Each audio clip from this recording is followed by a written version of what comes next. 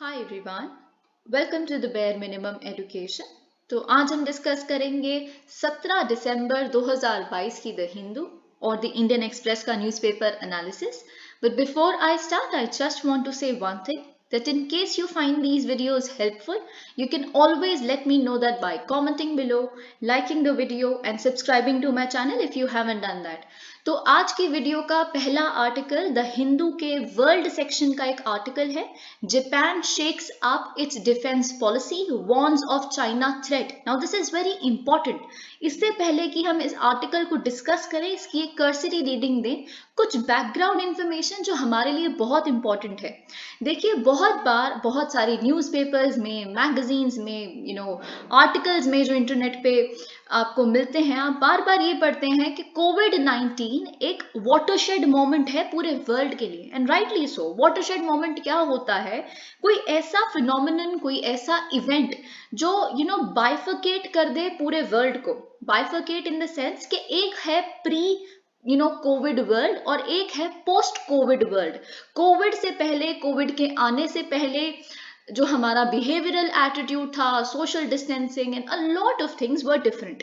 और कोविड के बाद एक बहुत अलग तरह का वर्ल्ड है। कॉपरेशन अब सबको समझ आ गया है कि कुछ ऐसे इश्यूज हैं, टेररिज्म, इन्वायरमेंटल चेंज, और बहुत सारी ऐसी चीजें हैं। कोविड-19 जैसे पैंडेमिक, इसमें आप कॉपरेशन के बिना इंटरनेशनल कम्युनिटी की सरवाइव नहीं कर सकते। तो ये एक वाटरशेड मोमेंट था। पर सिमिलरली मैंने अपनी बहुत सारी वीडियोस में ये रियटरेट किया है कि जो यूक्रेन रशिया का कॉन्फ्लिक्ट है वो भी एक वाटरशेड मोमेंट है जियोपॉलिटिक्स के लिए। एंड राइटली सो। आप खुद सोच के देखिए कि कैसे आप बिल्कुल प्री यूक्रेन कॉन्फ्लिक्ट अगर वर्ल्ड उठा के देखेंगे तो उसमें स्वीडन और फिनलैंड, जो हमेशा से पैसिफिस्ट नेशंस हुआ करते थे, आज वो they are applying for NATO की मेंबरशिप। ओके।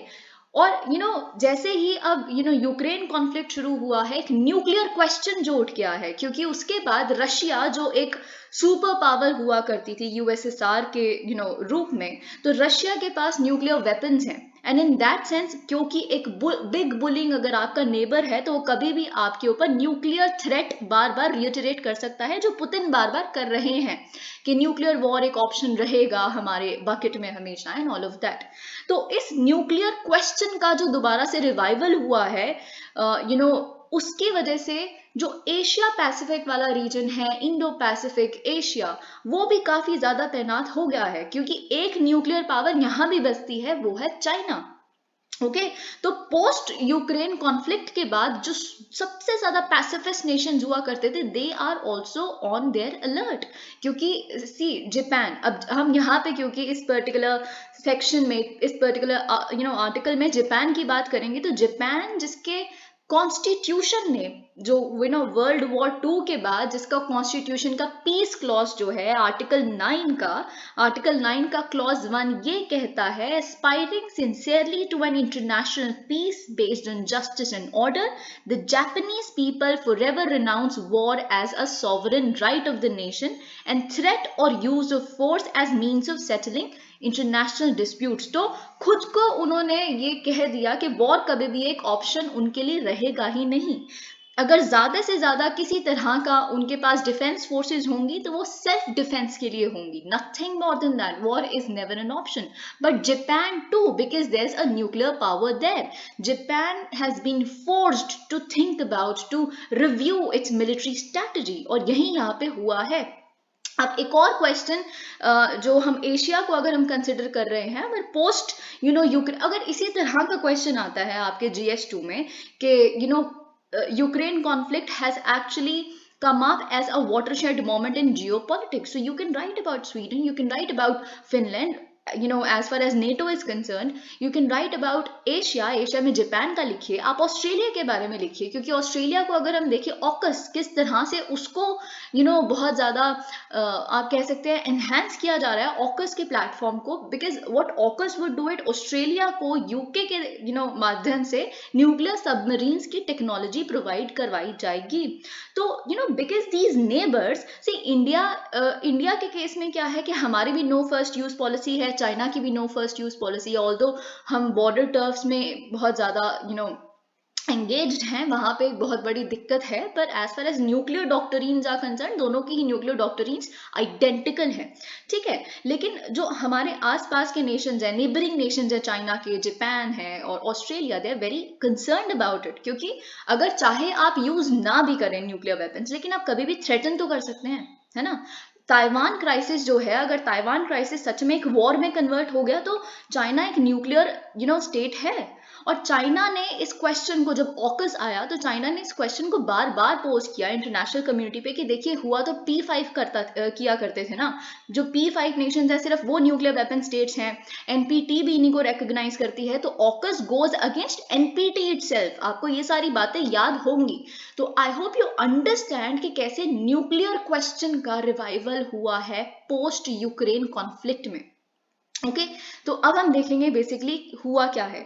जापान की गवर्नमेंट ने अप्रूव की है एक major defence policy overhaul on Friday, including a spending hike. तो बेसिकली ये मिलिट्री स्पेंडिंग बढ़ा रहे हैं, एंड उन्होंने अपने डॉक्यूमेंट में ये चीज क्लियरली एक्सप्लिसिटली मेंशन की है, क्योंकि China greatest strategic challenge ever to which security pose करता है, and hence we are forced to do it. Okay, so in its largest defense shake-up in decades, Japan vowed to increase security spending to 2% of its GDP by 2027. तो ये अपने military command को reshape करेंगे, new missiles को acquire करेंगे जो फार flange enemy launch sites को strike कर सके। जो प्राइम मिनिस्टर फ्यूमियो, अब मैं आपको एक बहुत इंटरेस्टिंग चीज बताती हूँ, जो प्राइम मिनिस्टर फूमियो किशीदा है, एक्चुअल में बहुत बार जब हम डॉक्टर सी राजा मोहन के एडिटोरियल्स पढ़ा करते थे कि ऐसा होगा, जापान अपना एक रिव्यू करेगा अपनी डिफेंस स्ट्रैटेजी को, और ऐसा कुछ हम स्पेंडिंग हाइक देखेंगे, और ऐसा ही हुआ है। और हम मोस्ट प्रोबेबली कल या परसों डॉक्टर सी राजा मोहन की तरफ से एक आर्टिकल देखेंगे इंडियन एक्सप्रेस में, तो आएगा और हम उसे डिस्कस करेंगे। कल तो वैसे संडे है, मोस्ट प्रोबेबली कल नहीं तो परसों।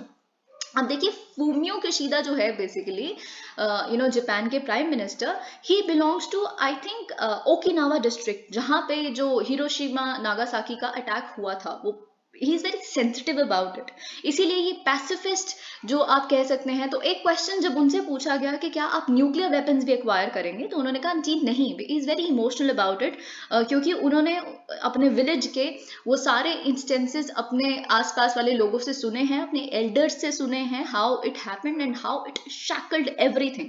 सो nuclear revival probably would not happen, but military spike would happen. Okay, तो यही हम देख रहे हैं। तो ही सेड, अब देखिए साथ ही में वो एक प्राइम मिनिस्टर है जापान के, है ना, तो उनको अपनी कंट्री को एक तरह का अटैक वो अपने पास्ट में भी देख चुके हैं, बहुत बड़ा अटैक जिसका स्कार्स आज भी वो कंट्री कैरी करती है। तो इसीलिए उन्होंने कहा है कि that he is determined to protect and defend the nation and its people at this turning point in history. So Ukraine conflict has come out और emerge as a turning point in history. In our neighbouring countries and regions, the strengthening of nuclear missile capabilities, rapid military build up and attempts to unilaterally change the status quo by force। अब देखिए यहाँ पे China को refer किया जा रहा है, क्योंकि चाइना हर जगह ही यूनिलैटरली, अब देखिए चाइना के लिए ये बात हम बहुत बार देख चुके हैं, offence is the best defence. China का जो चाइना के लीडर हुआ करते थे माओ, उनके द्वारा ये प्रेसिडेंट सेट किया गया था कि हमेशा ऑफेंस कीजिए, because offence is the best defence. और यही चाइना भारत के केस में भी करता है। whenever it wishes it raises up the temperature, be it Ladakh के केस में, LAC के लद्दाख वाले सेक्टर में, चाहे वो अरुणाचल प्रदेश का केस हो, हमेशा उन्होंने ही यूनिलैटरली स्टेटस क्वो को चेंज किया है।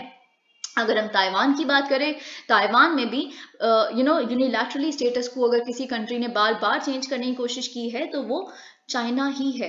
तो ये इन्होंने यहाँ पे व्हील्ड रेफरेंस यहाँ पे चाइना को दी है, पर ऑफ कोर्स एक्सप्लिसिटली भी इन्होंने अपने डॉक्यूमेंट में ये चीज मेंशन कर ही दी है that it is not good. तो ये साथ ही में इन्होंने लिखा है, he said this evoking Russia's invasion of Ukraine as an example of the changing times. Polls suggest, अब देखिए जापान की इस पब्लिक पॉलिसी शिफ्ट को एक बहुत अच्छा खासा उनकी पब्लिक द्वारा सपोर्ट मिल रहा है, but the changes could still be controversial. Of course कुछ तो कॉन्ट्रोवर्सी इन्वॉल्व ही है, क्योंकि जो जापान का पास्ट है वो काफी इंपीरियलिस्टिक है, ये बात आप जानते हैं, जापानीज इंपीरियलिज्म आप पढ़ते भी हैं। तो हमेशा there is always a tendency for the history to repeat itself. अब देखिए क्या है कि एंटी सेमिटिक व्यूज जो शेयर किए जाते हैं, अभी रिसेंटली कश्मीर फाइल्स पे जो व्यूज एक्सप्रेस किए गए एक डिरेक्टर द्वारा, फिल्म मेकर द्वारा, इसराइल के, तो उन्होंने जब कश्मीर फाइल्स की नॉमिनेशन थी उसके बारे में स्पेसिफिकली सिंगल आउट करके उन्होंने बोला कि the film was flat, there was no complexity involve, और बहुत सारा कंट्रोवर्सी भारत से कन्वर्ट उसमें देखने के लिए मिला। तो बहुत सारे मैसेजेस ऐसे गए इजराइल की तरफ के, देखिए Hitler of course said correct, Hitler ने बिल्कुल सही कहा था, ज्यूज आर लाइक दिस। तो ये कंट्रोवर्सी हमेशा वहां तक ट्रेस करनी शुरू हो जाती है हर चीज में। ओके तो इसको ऑफ कोर्स इंडिया ने भी कंडेम किया that this shouldn't be the case, ऐसा नहीं होना चाहिए। तो यहाँ पे भी अब देखिए हम बार बार सॉफ्ट पावर पढ़ते हैं, वी से कि इंडिया की बहुत strong soft power and rightly so, be it yoga, be it spiritualism, be it और भी बहुत सारे, जैसे अब हम international year of millets celebrate करेंगे, cricket, Bollywood, everything is our soft power, specially the people of India लेके आते हैं अपने साथ सॉफ्ट पावर को। लेकिन अगर हम वही बात करें चाइना कितनी भी बड़ी पावर बन जाए, लेकिन चाइना एक सॉफ्ट पावर नहीं पोजेस करती। वही सेम जापान आज बहुत बड़ी इकोनॉमी है, लेकिन उसके बाद भी उनके पास सॉफ्ट पावर नहीं है, because of its past, because of its imperialistic past. तो वही चीज यहाँ पे कंट्रोवर्सी हमेशा रहेगी कि क्या दोबारा वैसा तो नहीं स्टैंड अपना लेगी जापान, ठीक है। The moves are outlined in 3 defense and security documents. They describe Beijing as the greatest strategic challenge ever to securing the peace and stability of Japan, as well as a serious concern for Japan and the international community. तो देखिए ये ना ही केवल Japan के लिए एक बहुत serious concern है, इंटरनेशनल कम्युनिटी के लिए भी। तो देखिए क्वेश्चन केवल यही नहीं आ सकता that Ukraine conflict poses a watershed moment for the entire geopolitics. Question can also be the fact कि जो nuclear question है hasn't only been restricted to Atlantic area, but it has also shifted to the Asian Pacific region. So what would you write? Of course you would write about Japan, its changing strategy, its overhaul of strategic strategy. आप AUKUS के बारे में लिखेंगे, आप quad के बारे में लिखेंगे, क्वाड से रिलेटेड जो कंसर्न्स हैं कि क्या इसमें न्यूक्लियर बिल्डअप तो नहीं होगा, what is it actually meant for. जब भारत कहता है कि ये किसी भी ब्लॉक मेंटालिटी को नहीं रखता या फिर किसी कंट्री का एंटाई नहीं है, देन व्हाट इज क्वाड, है ना। तो ये बार बार जो क्वेश्चन पूछा जाता है, you would write a good answer on it. Okay अब देखिए क्योंकि जापान ने अपना ये स्ट्रेटेजिक मूव लिया है, तो China is very angry about it, it hasn't gone down well with China.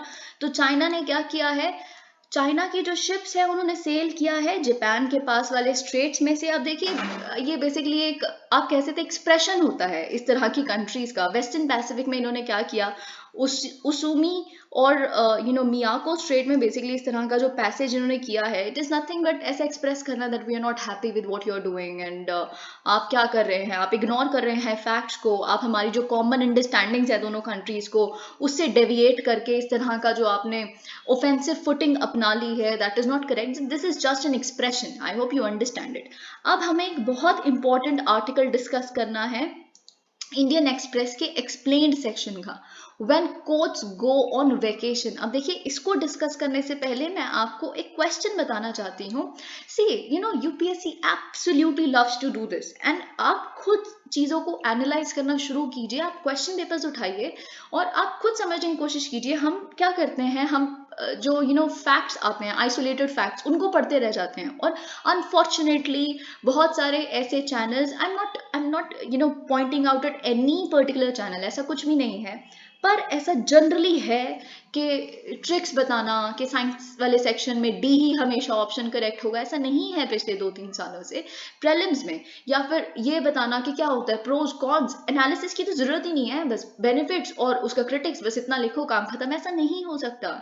It is not the case, mains is getting very very tough। Okay even though आपको पता है कि सीट्स इंक्रीज हुई हैं, तब भी प्रीलिम्स में कम ही बच्चे आगे गए हैं, प्रीलिम्स से मेंस में, फिर मेन से भी कम ही बच्चे आगे गए हैं। तो जो competition is very tough, so try and understand one thing. अब यहाँ पे मैं ये चीज क्यों बता रही हूँ आपको, क्योंकि हम बहुत बार होते हैं कि आइसोलेटेड फैक्ट्स। अब देखिए एनजैक का इशू चल रहा है, अपॉइंटमेंट का इशू चल रहा है सरकार और सुप्रीम कोर्ट के बीच में कि एनजैक होना चाहिए। अब एनजैक के बारे में independence of judiciary, separation of powers, बहुत सारे ये सारी चीजें आती हैं। तो हम एनजैक प्रिपेयर करने लग पड़ेंगे। क्या था एनजैक, है ना, क्या थे 3 सुप्रीम कोर्ट जजेस case. Of course 3 supreme court जजेस केस इंपॉर्टेंट है, वो तो ऑफ कोर्स आंसर के एक एलिमेंट में आपके आएंगे, लेकिन बहुत बार हम ऐसी चीजें प्रिपेयर करते रह जाते हैं और यूपीएससी कुछ और ही पूछ लेती है।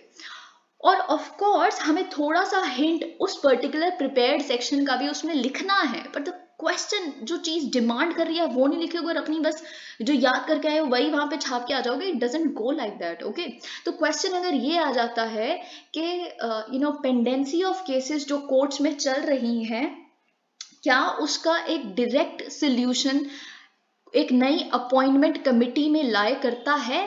अगर नहीं, तो क्या नए सॉल्यूशंस हो सकते हैं पेंडेंसी ऑफ केसेस से डील करने के लिए? क्योंकि आपको पता है 5 करोड़ आप बार बार पढ़ रहे हैं कि पेंडेंसी ऑफ केसेस हैं।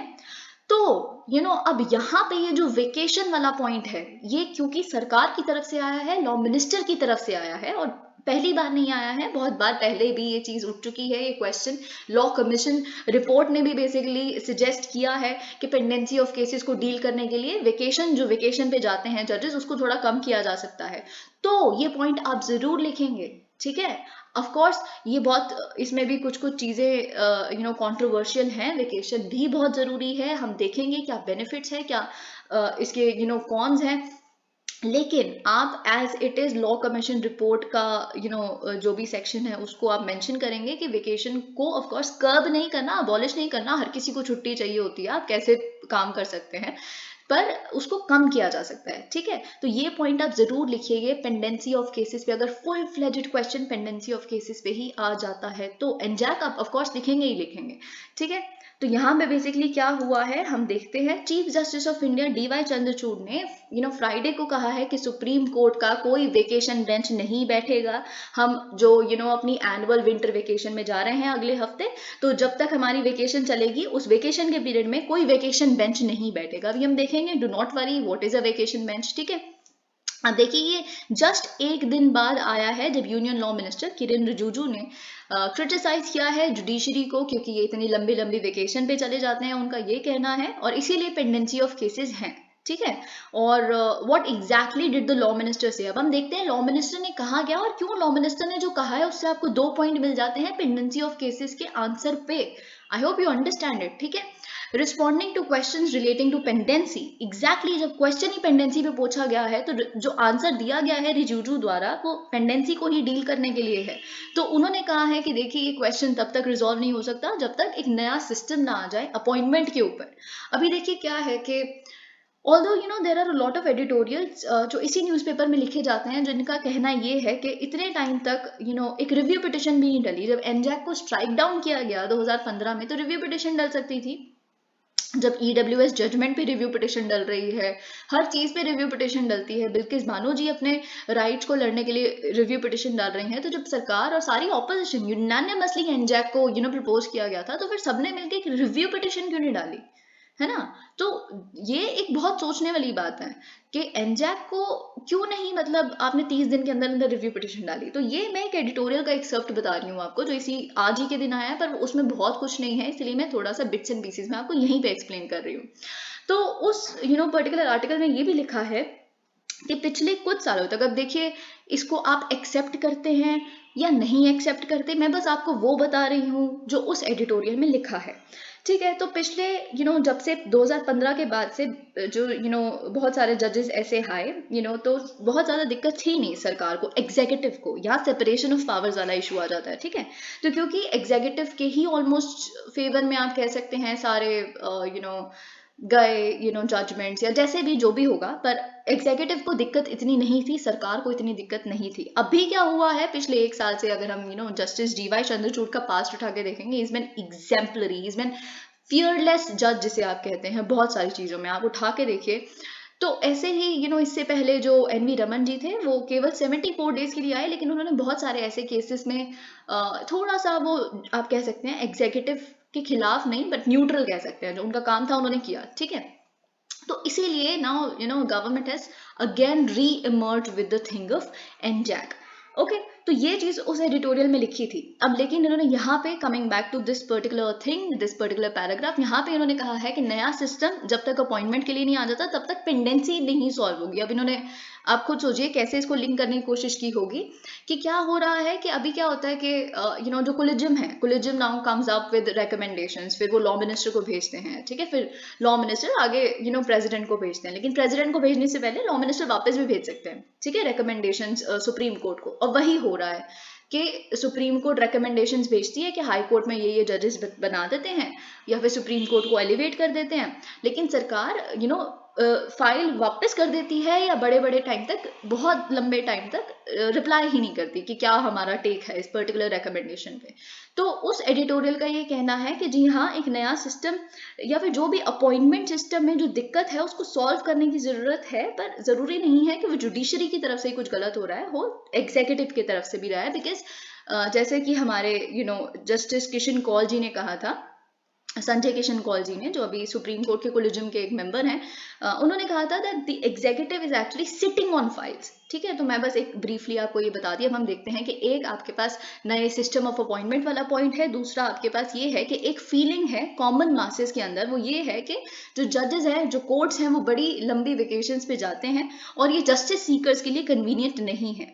और ये क्योंकि मिनिस्टर हैं तो इनकी ऑब्लिगेशन है, ड्यूटी है कि इस मैसेज को, जो पूरा हाउस भी फील करता है, कॉमन मासेस भी फील करते हैं, जुडिशरी तक एक्सप्रेस किया जाए। Now what are court vacation? Supreme court ने, देखिए, supreme court has 193 working days a year for its judicial functioning. ठीक है, तो आपको ये बात पता होनी चाहिए, यूपीएससी कैन डू एनीथिंग। अब सारे क्वेश्चंस तो खत्म हो गए हैं, प्रेसिडेंट पे क्वेश्चन सारे आ चुके हैं, कमिटेड जुडिशरी पे भी क्वेश्चन आ गया, तो अचानक से अभी what UPSC started doing is, कई लोग आपको कहते हैं कि जो फैक्ट्स लिखे होते हैं, जो नंबर लिखा होता है, वो हमेशा स्टेटमेंट गलत ही होती है, तो आप उसको एलिमिनेट कर दो। ये भी मैंने बहुत सुना है, पर ऐसा नहीं है। अगर ये चीज इतना ही बड़ा रूल होती तो डेजर्ट नेशनल पार्क 2 डिस्ट्रिक्ट में है राजस्थान के, ये स्टेटमेंट गलत होनी चाहिए थी, पर नहीं थी। उसी पेपर में 2020 के, जिसकी मैं आपको बात करी, एक और स्टेटमेंट थी, आई थिंक स्पेक्ट्रम के ऊपर, जिसमें कुछ नैनोमीटर्स का उसका वेवलेंथ लिखा था, वो भी सही थी, वो एक नंबर था पर सही था। तो वैसे ही अगर एक स्टेटमेंट ये आ जाती है, सुप्रीम कोर्ट, अभी तो ये रहेगा, अभी कोई चेंज नहीं होने वाला है, supreme court sits for 193 working days, that's correct. Okay, तो जुडिशियल फंक्शनिंग एक साल में वो 193 वर्किंग डेज के लिए बैठती है। हाई कोर्ट बैठता है अराउंड 210 डेज के लिए, और जो ट्रायल कोर्ट्स हैं, जो ग्रास रूट्स जुडिशरी है, वो 245 डेज के लिए। अब हाई कोर्ट के हाई कोर्ट के पास पावर होती है कि वो अपने कैलेंडर को स्ट्रक्चर कर सकते हैं अपने सर्विस रूल्स के हिसाब से। Supreme court breaks for, okay, supreme court देखिए अब कितनी बार वेकेशन पे जाता है। एक होता है समर वेकेशन, अभी कुछ चीजें इंपॉर्टेंट है आपके लिए, आगे हम देखेंगे। सुप्रीम कोर्ट की एक होती है समर वेकेशन, जो 7 हफ्तों तक चलती है, यानी कि मई के एंड में ये स्टार्ट होती है और दोबारा जुलाई में रीओपन होता है सुप्रीम कोर्ट। फिर अब हमने समर वेकेशन की बात कर ली, फिर उसके बाद दशहरे की 1 हफ्ते की छुट्टी आती है, फिर दिवाली की 1 वीक वेकेशन होती है, फिर उसके बाद जो एंड ऑफ दिसंबर है, ये वाला जो टाइम है, क्रिसमस के आसपास वाला, न्यू ईयर के आसपास वाला, ये 2 हफ्ते का वेकेशन होता है।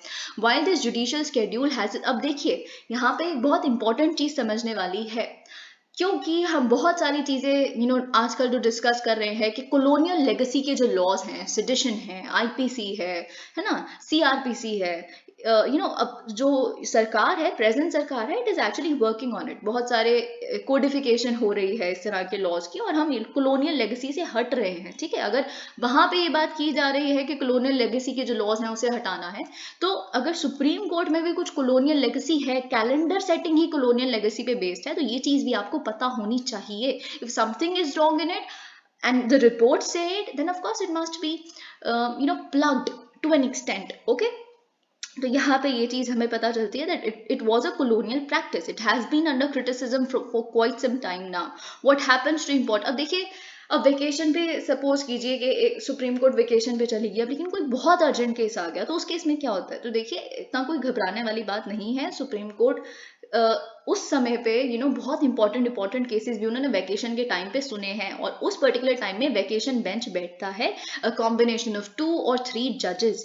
ठीक है, तो अर्जेंट केसेस को सुना जाता है वेकेशन के टाइम पे भी। तो स्पेशली जो केसेस होते हैं जो अर्जेंट बेल की जरूरत है या एविक्शन की जरूरत है, ठीक है, इन पर्टिकुलर केसेस को प्रायोरिटी दी जाती है वेकेशन बेंचेस द्वारा। अब देखिए, ऐसे कुछ कुछ बहुत बड़े बड़े cases, landmark cases vacation benches ने सुने हैं। ठीक है, तो ये जो एनजैक की हम बात कर रहे हैं ना, तो 2015 में एक 5 जज बेंच बैठा सुप्रीम कोर्ट का। ठीक है, तो ये एनजैक वाली जो जजमेंट आई थी वो एक समर वेकेशन बेंच ने ही हैंडल की थी और जजमेंट दी थी। अब 2017 में एक और कॉन्स्टिट्यूशन बेंच बैठा था, 5 जज बेंच।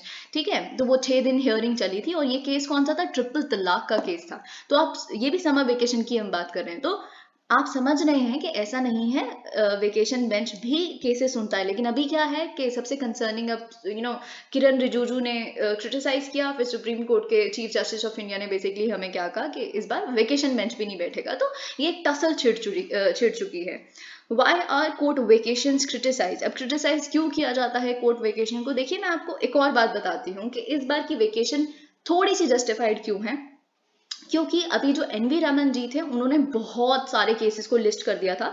दो उनका टेन्योर बहुत शॉर्ट था, उनसे हम ये सीखते हैं, ये आपके लिए एथिक्स के लिए एक परफेक्ट एग्जाम्पल है। हम बहुत बार we lament over the fact के शॉर्ट टेन्योर नहीं होना चाहिए, खराब है, इतने में तो इंसान कुछ भी नहीं कर सकते, ऑल ऑफ दैट। लेकिन आप एनवी रमन जी का केस देखिए, 74 डेज में जो उन्होंने जितना काम किया है और जितने इंपॉर्टेंट केसेस को उन्होंने लिस्ट किया, ट्रिमेंडस, मतलब एक्चुअली एप्रिशिएबल। ठीक है, तो इसीलिए आप ये एथिक्स में भी अपना लिख सकते हैं एग्जाम्पल के रूप में। और साथ ही में देखिए, उस समय जब लिस्टिंग ऑफ केसेस हो रही थी 9:30 बजे तक, रात के सुबह 9 बजे से केसेस अगर सुनना शुरू हुए, तो chief justice of India DY Chandrachud ने खुद ने रात के 9:30 बजे तक बिल्डिंग में बैठ के केसेस सुने हैं। तो इसलिए काफी ज्यादा उस समय पे हर जज ने सुप्रीम कोर्ट के काफी काम किया था। Why are court vacation criticise? अब क्यों क्रिटिसाइज किया जाता है कोर्ट के वेकेशन को? जो लॉ मिनिस्टर का क्रिटिक है, it is not new. For one, like Rijiju said, extended frequent vacations is not good optics. Specially जो आम जनता है वो यही कहती है जुडिशरी कुछ नहीं होता, अमीरों की सुनती है, ये सब वगैरह। और वैसे तो हमेशा एसबीआई है जैसे, ये मतलब सरकारी चीजों को, जुडिशरी को एक ही नजर से देखा जाता है ना। सो it is not good optics, especially in the light of mounting pendency of cases and the snail's pace of judiciary proceedings. Okay, for an ordinary litigant, the vacation means further unavoidable delays in listing cases. I hope you understand this. अब देखिए, colonial origin क्या है practice का। Okay, तो summer break होती थी, क्यों होती थी? जो हमारे यहाँ पे फेडरल कोर्ट था इंडिया का, ठीक है, तो फेडरल कोर्ट तो वहाँ पे फेडरल कोर्ट तो होता था, लेकिन उसमें इंडियन जजेस नहीं होते थे, यूरोपियन जजेस होते थे। तो यूरोपियन जजेस के सामने हम जाते थे, भारतीय, ठीक है, तो उनको सजा वो सुनाते थे। इवन तो उनको पता भी नहीं है कि इंडिया कैसे चलता है, लेकिन अगर कोई यूरोपियन इंसान है, कोई उसने क्राइम किया है, तो यूरोपियन जजेस उनको स्पेशल ट्रीटमेंट देते थे। ठीक है, तो ये all of that you read about it in the modern history. तो ये जो यूरोपियन जजेस थे basically federal court of India के, इनको यहाँ की गर्मी, यहाँ की समर्स बहुत ज़्यादा it was too hot for them to bear. तो इसीलिए वो बेसिकली समर वेकेशन उनको इतनी लंबी चाहिए होती थी, 10 हफ्तों की कम से कम समर वेकेशन होती थी उनके समय पे। और साथ ही में अगर हम बात करें विंटर वेकेशन की होती है जो अभी होने वाली है, वो क्रिसमस के लिए, क्योंकि यूरोपियन जजेस क्रिश्चियन थे। ठीक है, तो अगर हम बात करें, अब मालिमट कमेटी भी आप जरूर लिखिए अगर सुप्रीम कोर्ट पे कोई क्वेश्चन आता है, so it is a good committee to mention. तो 2000 में बेसिकली जस्टिस मालिमट कमेटी जो है, it was set up to recommend reforms in the criminal justice system. तो उन्होंने भी सजेस्ट किया कि जो पीरियड ऑफ वैकेशन है इसको रिड्यूस कर दिया जाना चाहिए 21 दिनों से। ठीक है, keeping in mind the long pendency of cases, it suggested कि सुप्रीम कोर्ट को कम से कम 206 दिनों के लिए काम करना चाहिए, हाई कोर्ट को कम से कम 231 दिनों के लिए काम करना चाहिए। ओके, अब हम बात करते हैं एक और रिपोर्ट की जो आप मेंशन कर सकते हैं, लॉ कमीशन ऑफ इंडिया की रिपोर्ट जो जस्टिस AR लक्ष्मणन ने 2009 में दी थी। तो it called for reform in this system considering the staggering errors. Vacations in the higher judiciary must be curtailed by at least 10 to 15 days. इन्होंने भी यही कहा था, और साथ ही में इन्होंने जो कोर्ट के वर्किंग आवर्स हैं इसको भी आधे घंटे से बढ़ाने की बात की थी। तो 2014 में क्या हुआ, फिर सुप्रीम कोर्ट ने अपने नए रूल्स को नोटिफाई किया। उन्होंने समर वेकेशन को जो 10 हफ्तों तक उस समय तक होती थी उसको रिड्यूस कर दिया 7 हफ्तों, मतलब 7 हफ्तों से कम हो सकती है लेकिन उससे ज़्यादा नहीं हो सकती समर वेकेशन। अब पास्ट में क्या हुआ है, ऐसा नहीं है कि जुडिशरी की तरफ से कुछ रिफॉर्म नहीं आया है। पास्ट में जो चीफ जस्टिस हैं भारत के, उन्होंने काफ़ी सारे रिफॉर्म लाने की कोशिश की है कि नहीं, पर प्रपोज तो किया, पर ऑफ कोर्स वो नहीं हो पाया, that is a different thing. 2014 की अगर हम बात करें, जहां पे पेंडेंसी ऑफ केसेस ने 2 करोड़ का मार्क हिट किया, तो CJI RM लोधा ने बेसिकली सजेस्ट किया कि सुप्रीम कोर्ट, हाई कोर्ट और ट्रायल कोर्ट्स को पूरे साल राउंड द ईयर ओपन रखना पड़ेगा, okay, because we have to deal with this pendency. तो CJI लोधा ने काफ़ी स्केड्यूल सजेस्ट, उन्होंने बोला कि देखिए जो भी इंडिविजुअल जजेस हैं उनका क्या प्रायोरिटीज़ हैं, उनके क्या स्केड्यूल्स हैं, या आप हमें पहले ही बता दीजिए बिगिनिंग में ही साल के, ताकि हम कैलेंडर को अकॉर्डिंगली प्लान कर सके। लेकिन क्योंकि जस्टिस लोधा का जो टेन्योर है वो केवल 5 महीने तक चला, तो ये proposal did not see the light of the day, कुछ नहीं हो पाया इस पे। ऐसे ही हमारे जो CJI TS ठाकुर थे, उन्होंने भी सजेस्ट किया था कि holding court during vacation if parties and lawyers mutually agreed, lawyers agree करते हैं, पार्टीज एग्री करते हैं, तो बिल्कुल होना चाहिए। वेकेशन के टाइम पे भी सुने जाने चाहिए, पेंडेंसी ऑफ केसेस के लिए बहुत अच्छा है ये, उसको सॉल्व करने के लिए। पर of course this proposal too did not take effect. What are the अब देखिए कुछ तो फेवर में भी आर्ग्यूमेंट्स है ना, ठीक है, हमने देख लिया pendency of cases, law commission भी कह रहा है कि इन्हें कम कीजिए, है ना, डेज को कम कीजिए and all of that, fine, but there are some arguments in favour of court vacations also. Now, within the legal fraternity, the long breaks are strongly defended. Lawyers भी बार बार ये आर्ग्यू करते हैं, और ये आप आम सुनते हैं अपने आसपास, आप हेडलाइंस देखते हैं कॉमन न्यूज़पेपर्स में, ठीक है, कि ये एक ऐसा प्रोफेशन है, और खुद भी आप समझेंगे, जिसमें काफ़ी इंटेलेक्चुअल रिगर की ज़रूरत है, लॉन्ग वर्किंग आवर्स की ज़रूरत है। अगर जैसे now take an example of Shahrukh Khan सांत केस जो उनका हुआ था, ठीक है, तो उसमें हम we are not going into the fact कि वो केस सही था, गलत था, क्या था, हमें उसमें कुछ नहीं जाना, हमें उसकी पॉलिटिक्स नहीं डिस्कस करनी, बस ये देखना है कि उसमें कैसे जब मुकुल रोहतगी जी को हायर किया गया, तो जैसे बताया गया कि पूरी पूरी रात 1-2 दिन बैठे और काम किया। तो ऐसा होता है, बहुत सारे क्रूशल केसेस आ जाते हैं जिसमें काफ़ी केस को पढ़ना, कैसे उसको स्ट्रॉन्ग बनाना है, so it takes long working hours both from the lawyers और फिर जजेस को भी पढ़ना पड़ता है। जैसे CJI ने भी एक बार ही बोला कि 9:30 बजे तक उन्होंने काम किया, 9:30 बजे के बाद भी अगले दिन के लिए उन्होंने प्रिपेयर करना है, ठीक है। आपको याद होगा, ये हमने आर्टिकल डिस्कस किया था जिसमें जो उस समय तो CJI नहीं थे, जस्टिस जीवा चंद्रचूड़, उन्होंने एक लॉयर को बोला था कि आप बार बार कहते हो एडजर्न कर लो, हम प्रिपेयर नहीं है ना, हम इस केस को अभी लड़ने के लिए प्रिपेयर नहीं है। सरकार के एक आई थिंक लॉयर थे, तो ऐसा कैसे हो सकता है। मैंने कल रात को 9:30 बजे तक केसेस सुने, उसको हटाया जो भी केसेस का था, और फिर उसके बाद मैं घर गया, and then I of course अगले दिन की प्रिपरेशन मुझे करनी थी। फिर मैं रात के 1 बजे तक सोया, फिर मैं सुबह 4 बजे उठा थोड़ा सा और ब्रश अप करने के लिए, and then I came again and then I worked. So if we as judges can do that, why can't lawyers do that? ये एक बहुत बार रहता है। तो इसीलिए वेकेशन की बहुत ज़्यादा ज़रूरत है रिजुविनेशन के लिए, ठीक है। तो एक और सबसे बड़ा जो आर्गुमेंट पता है इसके फेवर में मेंशन किया जाता है, वो ये है कि वेकेशन की ज़रूरत इसलिए है क्योंकि जजमेंट्स लिखने के लिए भी तो टाइम चाहिए ना। ऐसे रोज रोज केसेस चलेंगे तो जजमेंट को एक प्रॉपर जो दिमाग, काम, इन्फॉर्म्ड माइंड चाहिए, वो भी तो नहीं मिल पाएगा बहुत सारे इंपॉर्टेंट जजेस को। तो ये बेसिकली बार बार मेंशन किया जाता है। Okay, another argument is that the जजेस डू नॉट टेक लीव। अब देखिए जजेस को ऐसे, जैसे आप ऑफिस में काम कर रहे हैं, तो आपको आज कहीं पे जाना है, कोई हवन है, ठीक है, तो आपको एक छुट्टी चाहिए। तो जजेस के केस में ऐसा नहीं होता, ऐसा कभी भी नहीं होता। अगर सुप्रीम कोर्ट इनफैक्ट रात के 12 बजे भी केस सुनती है, ठीक है। बहुत सारे आप अगर किसी भी इस तरह की जुडिशरी की कम्युनिटी से थोड़ा सा भी आपके फ्रेंड्स हैं कहीं भी, तो आपको ये बात बता देंगे वो, ठीक है। तो ऐसे ही उनकी कोई छुट्टी नहीं होती। Legal experts also point out that cutting down on court vacations will not. अब देखिए साफ सीधी बात है, पेंडेंसी ऑफ केसेस में कितना ही फर्क ला देंगे वेकेशन। अब मैं आपको यहाँ पे एक और पॉइंट बताना चाहती हूँ, पेंडेंसी ऑफ केसेस में ही थर्ड पॉइंट, 2 पॉइंट हमें यहाँ से मिल गए। आप एनजैक के बारे में लिखेंगे, आप यहाँ पे वेकेशन के बारे में लिखेंगे, just because now it has come up in the public domain, you will also find it in these magazines Vision की। Third point I am giving to you, third point ये है कि आपको याद होगा, ये भी एक आर्टिकल ही हमने डिस्कस किया था एक वीडियो में अभी रिसेंटली, जिसमें जस्टिस DY चंद्रचूड़ जी ने कहा था कि देखिए पता क्या होता है, यूके में एक आई थिंक पता नहीं कौन थे वो एडवोकेट, उन्होंने एक ऐसा केस को ही लेके आए, तो उसको उस पे जस्टिस डीवाई चंद्रचूड़ ने बोला कि अगर ये केस आप यूके लेके जाओगे ना तो यूके का सुप्रीम कोर्ट सुनेगा भी नहीं ये केस। तो पेंडेंसी ऑफ केसेस का अगर हम रूट्स पे जाए ना तो सुप्रीम कोर्ट को ओवर एक्सेसिबल बना दिया गया है। अभी देखिए रिसेंटली क्या हुआ था, एक केस आया था, मिस्टर सावंत महाराष्ट्र के एक इंसान थे, उन्होंने बोला कि आप मुझे जब द्रौपदी मुर्मू जी का इलेक्शन हो रहा था उस समय प्रेसिडेंट का, तो उन्होंने कहा कि आप मुझे अनइलेक्टेड प्रेसिडेंट डिक्लेयर कर दीजिए, क्योंकि हमारा संविधान ये कहता है कि कोई भी प्रेसिडेंट बन सकता है, इट इज अ रिपब्लिक, और हर कॉन्स्टिट्यूशनल पोस्ट हर किसी के लिए खुली है। तो दिस इज नॉनसेंस। और यही जस्टिस डी वाई चंद्रचूड़ ने कहा भी कि ओके, ये अगर आपका हक है, it is your right to come up with any case, then of course it is our right to rebuff people like you.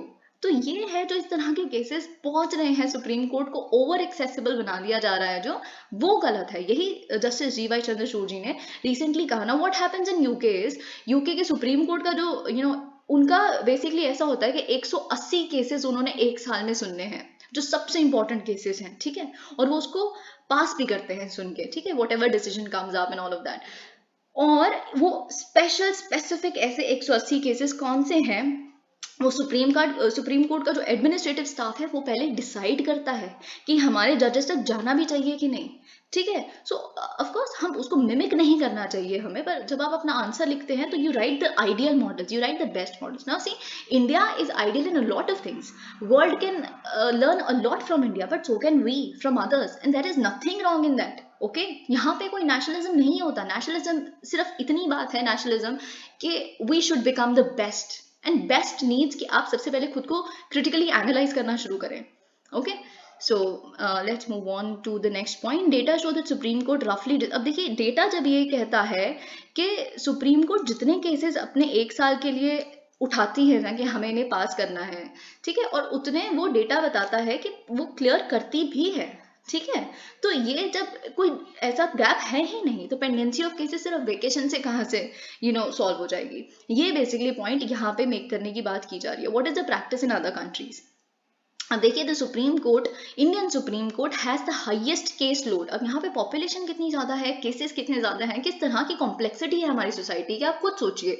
इतनी डाइवर्सिटी, प्लूरलिटी, और जायज है कोई कॉन्फ्लिक्ट है अगर किसी माइनॉरिटी को किसी तरह की इनसिक्योरिटी होती है या कुछ भी, it is completely justified to be a lot of, it is natural for country like ours to have a lot of cases. तो केस लोड बहुत ज्यादा है, सुप्रीम कोर्ट को इतना ज्यादा क्रिटिसाइज करना भी शायद कहीं ना कहीं सही नहीं है, ऐसा ये आर्टिकल बताता है, ठीक है। तो हमारा, क्योंकि जो एपेक्स कोर्ट है वो पूरे संसार के अगर एपेक्स कोर्ट के साथ आप कंपेयर करेंगे तो सबसे ज्यादा काम हमारा एपेक्स कोर्ट ही करता है। ऑल्दो आपको लग रहा है कि 193 डेज तो बहुत कम है, सुप्रीम कोर्ट बस इतना काम करते हैं, तो आप खुद सोच के देखिए बहुत ज्यादा काम है। In terms of the number of judgements deliver, सबसे ज्यादा नंबर ऑफ जजमेंट भी हमारा ही सुप्रीम कोर्ट डिलीवर करता है, और सिर्फ 34 जजेस हैं, बहुत सारे जजेस भी नहीं है यहाँ पे। तो केस लोड सोचिए कि कितना पर जज आता होगा। अगर हम 2021 की बात करें तो ये भी आप डेटा बिल्कुल लिखेंगे, 29,739 केसेस को इंस्टीट्यूट किया गया था सुप्रीम कोर्ट द्वारा, उसमें से 24,586 केसेस को डिस्पोज ऑफ कर दिया था उसी साल। तो I think it's good. Okay, this year, अब देखिए यहाँ पे भी ये सारी चीजें लिखी हैं, और जो चीज मैं आपको यूके की बता चुकी हूँ वो यहाँ पे लिखी है। Okay, I hope you understood it. अब नेक्स्ट आर्टिकल जो हमें डिस्कस करना है, okay, as she vows economy boost, COVID deaths appear in Beijing. Now why are we discussing it? We won't discuss it much in detail, क्योंकि यहाँ पे कुछ detail वाला बहुत आपके लिए है भी नहीं। बस इतना है कि प्रेसिडेंट शी जिनपिंग ने अपने साथ और सीनियर ऑफिशियल्स ने जब एक कॉन्फ्रेंस की तो उसमें उन्होंने बोला है कि हम प्लेज करते हैं कि चाइना की जो बैटर्ड इकोनॉमी है अगले साल तक उसको हम स्टेबलाइज करने की कोशिश करेंगे, क्योंकि वहाँ पे कोविड डेथ्स भी बहुत हो रही है। देखिए अभी रिसेंटली क्या हुआ है कि 2 वेटरन स्टेट जर्नलिस्ट है ना, मतलब काफी हाई प्रोफाइल लोग, उनकी डेथ हो गई है कोविड की वजह से। अब वहां पे जीरो कोविड पॉलिसी के बाद जो प्रोटेस्ट हुई, जीरो कोविड पॉलिसी अब ले तो आए, और जब आपके खिलाफ प्रोटेस्ट हो रही थी तो लोग भी तो यही कह रहे थे, we want jobs, we don't want covid test, we want to feed our bellies, we don't want covid test, come on keep it to yourself only, है ना। तो ये सारी चीजें, इससे क्या हुआ है कि वहां जब देखिए, पता बहुत इजीली हम क्या करते हैं, एक सिंपलिस्टिक व्यू ले लेते हैं, और यही बहुत सारे सो कॉल्ड इंटेलेक्चुअल्स भी करते हैं। Although intellectual is a word जो आजकल लोग खुद को ही देने शुरू हो गए हैं। तो इतना सिंपलिस्टिक एक फॉर्मुलेशन कि क्या होगा कि बहुत जल्दी बहुत आसानी से चाइना ओवरटेक कर लेगा यूएस को। लेकिन अभी देखिए यूएस में इतनी इन्फ्लेशन थी, यूएस के फेडरल रिजर्व के हाइक्स भी हो रहे हैं, इंटरेस्ट रेट हाइक्स, और इतनी दिक्कतों के बाद भी जो यूएस की इकोनॉमी है it is faring way better than Chinese. ठीक है, तो चाइना की जो इकोनॉमी है केवल 3% ग्रो की है, तो काफी कम है ये, क्योंकि चाइना एक सबसे बड़ी इमर्जिंग इकोनॉमी है। ठीक है, तो इतना सिंपलिस्टिक व्यू नहीं हो सकता। आपने कभी इमेजिन किया था कि कोविड आ सकता था? नहीं आया ना। वर्ल्ड की ग्रोथ की प्रोजेक्शन जीडीपी की प्रोजेक्शन तो कुछ और होगी कोविड के आने से पहले, लेकिन कोविड के बाद देखिए क्या हुआ, माइनस पता नहीं कितनी %, है ना। किसी ने इमेजिन किया था कि रशिया यूक्रेन कॉन्फ्लिक्ट होगा? नहीं किया था। किसी ने सोचा था कभी कि रशिया को आइसोलेट किया जाएगा हर कंट्री द्वारा? नहीं सोचा था। आज हो रहा है ना। तो ऐसे ही कुछ नहीं पता how zero Covid policy did for China. बहुत सारे फैक्टर्स, जब आप इस तरह का इकोनॉमिक कंपैरिजन करते हैं, एक सिंपलिस्टिक नहीं हो सकता प्रोजेक्शन कि China is set to become first largest economy in a month और say in a year. That is not, of course होगा, कब होगा, कैसे होगा, क्या पता ना भी हो, ऐसा कुछ नहीं कह सकते। ठीक है, अब देखिए UK was the 5th largest economy, लेकिन इंडिया ओवरटुक इट, है ना। ऑल्दो इंडिया के केस में बहुत सारे और नेगेटिव फैक्टर्स थे, कोविड ने हमको बहुत इम्पैक्ट किया and all of that, but India, हमारी economy wasn't also doing good, slow down था, बहुत कुछ था, but still we took overtook them. तो ये सारी चीजें हैं जो कहीं अनप्रिडिक्टेबल फैक्टर्स हैं, they also play their role. अभी चाइना के केस में what is happening is their real estate sector isn't doing well, it is in shackles completely. Okay, क्योंकि रियल एस्टेट सेक्टर अब चाइना के लिए बहुत मैटर करता है। क्यों मैटर करता है? क्योंकि चाइना का जो 25%, एक quarter of economy comes from the real estate sector and it is completely destroyed. देखिए क्या है कि वहां पे जीरो कोविड पॉलिसी है, लॉकडाउन है अभी तक भी, अभी तो खैर ईजिंग आउट हो रहा है हर चीज का, पर ऑफ कोर्स फिर उस केस में तो रियल एस्टेट सेक्टर कहाँ ग्रो करेगा? तो जब 25% आपकी इकोनॉमी का पार्ट, जीडीपी का पार्ट आता है वहां से, तो इसीलिए अगर वो इफेक्ट हो गया तो पूरी जीडीपी इफेक्ट हो गई, ग्रोथ इफेक्ट हो गई। और वही हम देख रहे हैं चाइना के केस में। At Kota a collective failure. Now why are we discussing it? आपको याद होगा मैंने आपके साथ एक केस स्टडी डिस्कस की थी, जो मैंने आपको कहा था अगर एथिक्स में आपको GS4 में ये केस स्टडी मिलती है कि आप कोटा के डिस्ट्रिक्ट कलेक्टर हैं, तो आपको अभी रिसेंटली पता चला है कि कोविड के 2 साल तक तो there was a hiatus, there were no suicide cases from students, पर अभी उसके बाद क्या हुआ है, अचानक से आप इमर्जिंग ये इशू दोबारा से देख रहे हैं, सुसाइड केसेस का। तो ये केस स्टडी हमने डिस्कस की थी, जिसमें हमने ऑफ कोर्स कुछ 3 बेसिक पॉइंट जो हमें बहुत कॉन्क्रीट पॉइंट इंडियन एक्सप्रेस की न्यूज़पेपर से ही मिले थे। पहला पॉइंट ये था कि सबसे पहले तो क्योंकि जो बच्चे वहां पर प्रिपेयर कर रहे हैं दे आर साइंस स्टूडेंट्स, है ना, they're preparing for NEET, they are also preparing for JEE, so they know physics, they know biology, they know everything as far as science is concerned। तो उनके लिए logic सबसे ज्यादा loudly बोलेगा rather than आपकी motivational talks. so replace motivational talks with logic and science and tell them कि आपके brain के लिए it is very important to relax after 1.5 hours, and जो भी कैसे आप, how does your brain function, there shouldn't be much stress on your brain and all of that. ठीक है, so in workshops you do this।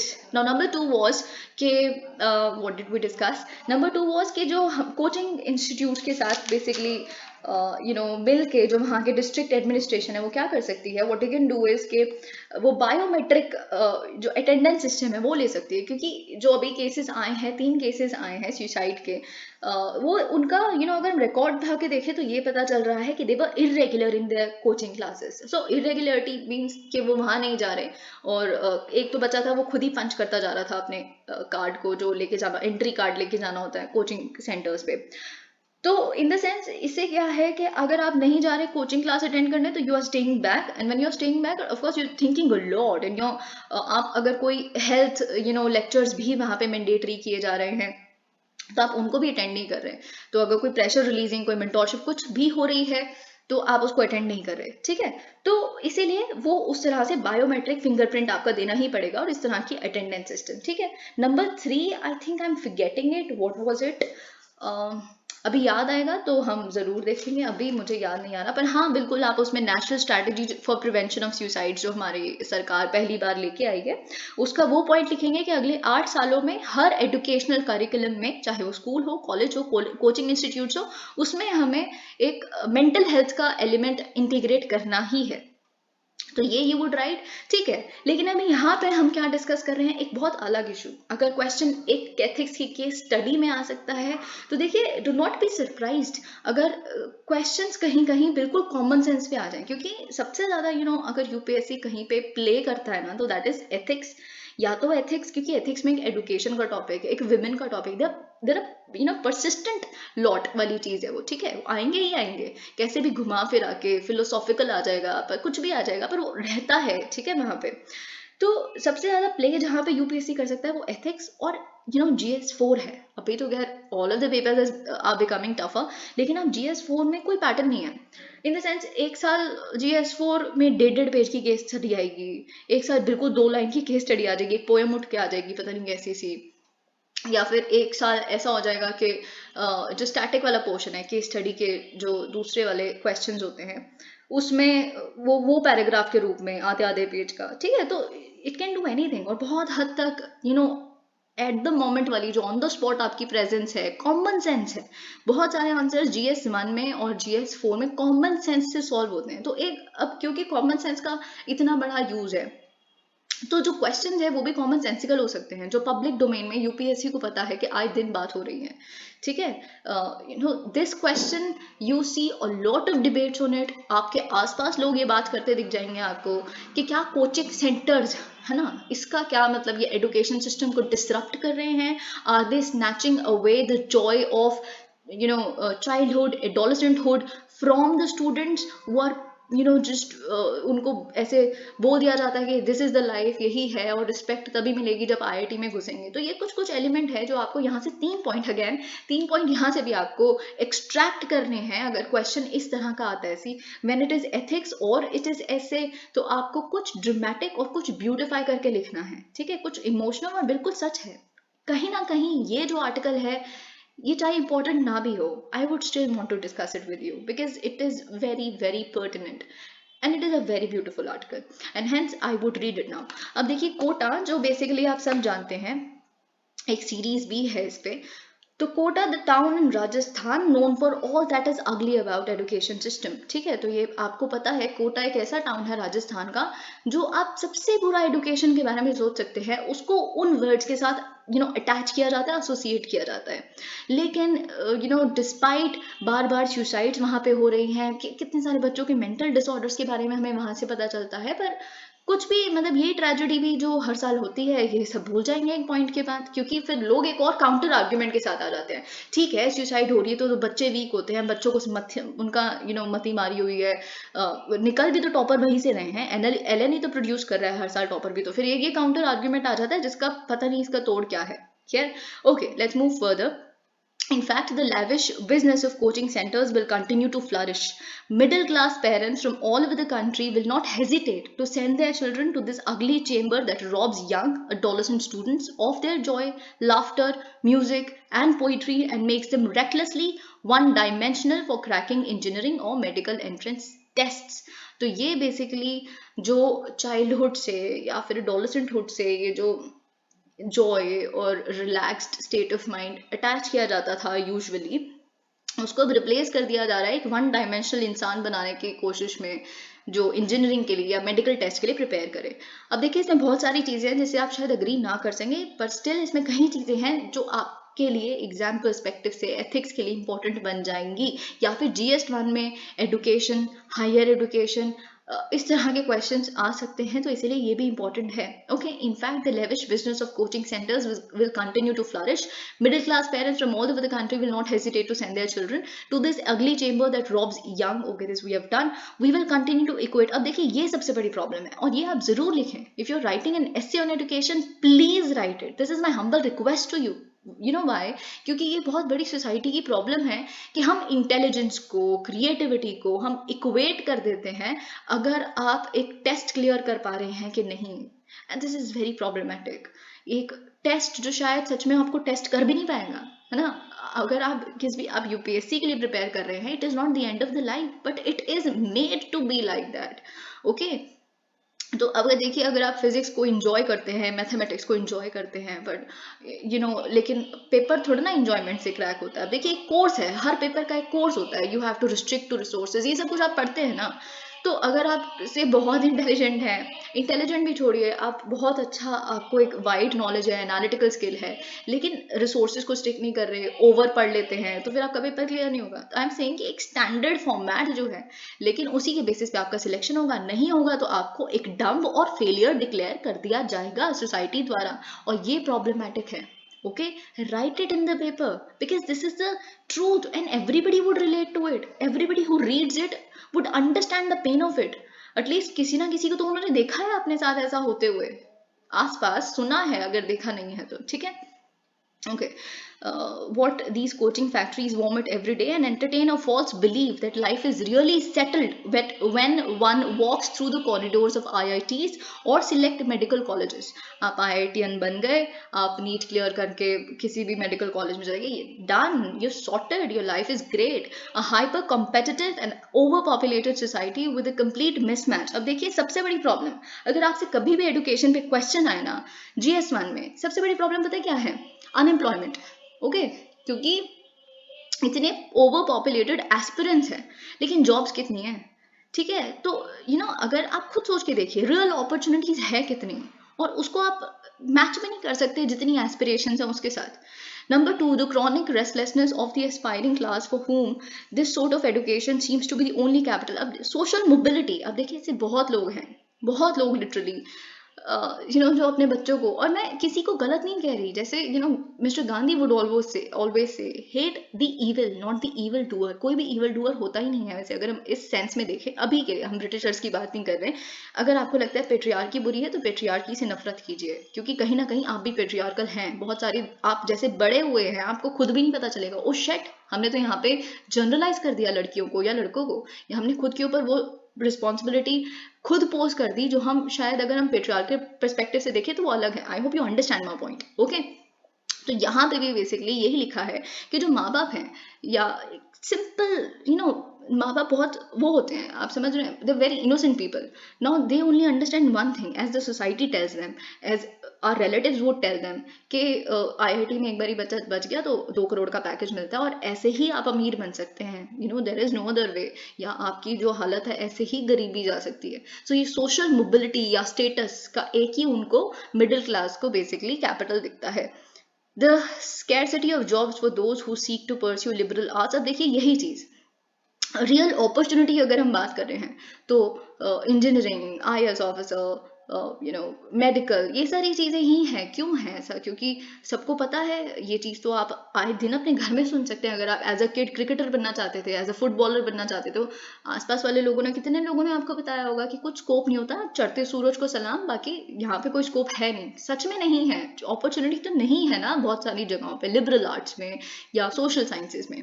तो that is also a problem. And the nexus, अब देखिए, क्योंकि national education policy पे अगर question आ सकता है, तो एजुकेशन पे, हायर एजुकेशन पे, और अनएम्प्लॉयमेंट और एजुकेशन के लिंक पे बहुत सारी चीजों पे क्वेश्चन बन सकता है। सो try and understand these things. Okay, next point जो यहाँ पे लिखा है, जो नेक्सस एग्जिस्ट करता है एजुकेशन माफिया और पॉलिटिकल क्लास के बीच में, that taps this anxiety and existential insecurity for spreading the change of coaching centres and edtech companies. The sociological reasons for this sickness are well known and much talked about. But then, if we are really sincere and feel genuinely about the fate of adolescents and young students, we ought to strive for and initiate a social movement to rescue education.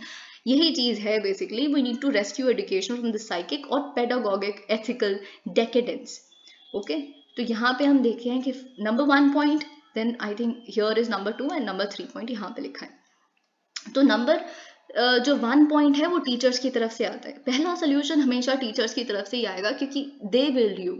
Okay, तो first as teachers and as teachers in schools, colleges and universities, we ought to introspect. सबसे पहले teachers को ये चीज सोचने की जरूरत है, और सच में सक्सेस को हमेशा एक ही पैरामीटर में देखना। सबसे पहले टीचर्स को ये देखना कि हर बच्चा यूनिक है और उनको ऐसा फील करवाना, और इसमें कुछ गलत नहीं है। आप इस चीज में सक्सेसफुल हो सकते हैं, आप उसमें एक बच्चे को खड़े करके हमेशा तारीफ करते रहना, that's wrong completely. Although that child would love, अगर आप हैं, मैं हूँ, कोई भी हो, हमें तो अच्छा लगेगा, बट दैट वे आप किसी और को नीचे दिखा देते हैं, एंड दैट्स नॉट करेक्ट। और I usually do not talk about myself much, but here's an example from my life. Okay, so as a kid, not a kid, I was in 11th standard at that time. So I very vividly remember, I got 1 mark less than the 100 ka mark in my 11th ka ek paper. ठीक है, तो in that paper, my biology teacher told me, oh, how has that happened? 1 mark less, you can't do that. So this is the sort of pressure that teachers would pose on you, and this is wrong. Because okay, fine, marks है, अभी society का तो यही है ना कि cut off निकलती है या जो भी होता है, पर ये इस तरह का टीचर्स की तरफ से जब से चेंज नहीं आएगा तो बच्चा तो एंजाइटी में ही रहेगा ना। तो आई hope you understand it, the first solution would always come from the teachers, और यही यहाँ पे चीज लिखी है। At a time when coaching centers have colonized the imagination of young students, schools must assert their confidence through a vibrant culture of engaged pedagogy. Likewise, I wonder why IIT professors do not assert the ability of a young aspirant to celebrate the joy of learning physics, mathematics and engineering can never be equated with the skill youngsters master through the mechanized। अब देखिए वही चीज, जो competitive exams है ना, वहाँ पे इतना आप मैकेनाइज हो जाते हैं कि आप उसको enjoy करना भूल जाते हैं। आपको सिलेबस पढ़ना है, 3 बार रिवाइज करना है, टेस्ट लेने हैं, ये बहुत मैकेनाइजेशन है। देखिए ऑल्दो आप सब प्रिपेयर कर रहे हैं, आई अंडरस्टैंड, पर द फैक्ट इज, और इसमें आपकी गलती नहीं है, बिल्कुल भी नहीं, क्योंकि जब है ही, मिल ही कोई चीज, कोई जॉब उस तरह से सकती है, तो इसमें आपकी क्या गलती है या किसी की भी क्या गलती है? ऐसा है और चले आ रहा है कितने सालों से, पर इसको थोड़ा सा इंट्रोस्पेक्ट करने की जरूरत है, because a lot of lives are getting destroyed by this culture.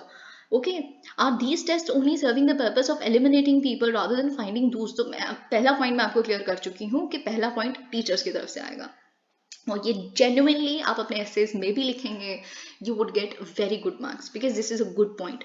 Second जो आप कह सकते हो ऑब्लिगेशन आती है, वो पेरेंट्स के ऊपर आती है, because the first school is your home. Okay, तो पेरेंट्स को क्या करना है, we ought to ask ourselves some uncomfortable questions as parents. Okay, so are we willing to realize that love is not interference or the imposition? अब देखिए, आप अपने बच्चे से प्यार करते हैं, बार बार आप अपने बच्चे को ये कह रहे हैं कि देखिए हम तो आपका भला ही चाहते हैं, इसीलिए हम चाहते हैं कि आप ये पर्टिकुलर कोचिंग में जाके 9th में ही आप चले जाइए और इतने मार्क्स ले आइए और कुछ बन जाइए, उसके बाद लाइफ सॉर्टेड है, पहले 12th क्लियर कर लीजिए, फिर उसके बाद आप कॉलेज में अच्छे मार्क्स ले आइए, फिर एक अच्छा पैकेज ले लीजिए, लाइफ सॉर्टेड है। तो ये इस तरह की इम्पोजिशन एज पेरेंट्स, क्या ये सही है? क्या यही प्यार जताने का तरीका है? Are we ready to realise that our children are not investment, and rightly so, ऐसा नहीं है किसी भी वही चीज। दूसरा जो सोल्यूशन है वो पेरेंट्स इसीलिए आता है क्योंकि उनको ही समझना जरूरी है, यहाँ पे लिखा है कि बच्चे आपके इन्वेस्टमेंट नहीं होते, एक रॉ मटेरियल की तरह जिनको आप कोटा फैक्ट्री में भेजेंगे और वो एक पॉलिश्ड प्रोडक्ट में ट्रांसफॉर्म होकर आ जाएंगे, जिनको प्लेसमेंट ऑफर्स मिलेंगे, अट्रैक्टिव सैलरी पैकेज मिलेंगे, ऐसा नहीं हो सकता। Are we bold and transparent enough to realise that our children's real happiness lies in experimenting, looking at themselves, eventually pursuing what they are inclined to? Is it possible for us to accept that diversity is natural and hence it is unnatural if every child becomes a parrot and is compelled to believe that he or she wants to become either a computer engineer or an IAS officer? I hope you understood it. अब third solution कहाँ से आता है? अब ये बहुत interesting है, and if you right it, trust me, it will be a beautiful ऐसे और ब्यूटिफुल एथिक्स का answer for you. Of course आप ब्रीफ करके लिखेंगे, ऐसे में तो आप इतना भी लिख सकते हैं। खैर, हम थर्ड पॉइंट कहाँ से आते हैं? पॉलिटिकल क्लास से। उनको अकाउंटेबल बनाना बहुत जरूरी है। Our children are suffering, government schools, colleges, universities are in a steady decline. With the management quota and capitation fee, private medical engineering colleges are further exploiting the anxiety-ridden and ambitious parents. I hope आप समझने की कोशिश करें। अब elections होते हैं, अब यहाँ पे एक चीज लिखी है, अगेन आप अग्री कर सकते हैं, डिसएग्री कर सकते हैं, मैं इसमें नहीं जाऊंगी, यहाँ लिखा है तो मैं आपको बताऊंगी, ठीक है। तो यहाँ पे ये लिखा है कि देखिए हम इतना खुश हैं इलेक्शंस की कास्ट पे, रिलीजन पे, अपनी आइडेंटिटीज रिलीजन के नाम पे या कास्ट के नाम पे हम इतना सेटिस्फाइड है इससे, है ना, कि हम ये भूल ही जाते हैं कि असल मुद्दे भी तो होते हैं।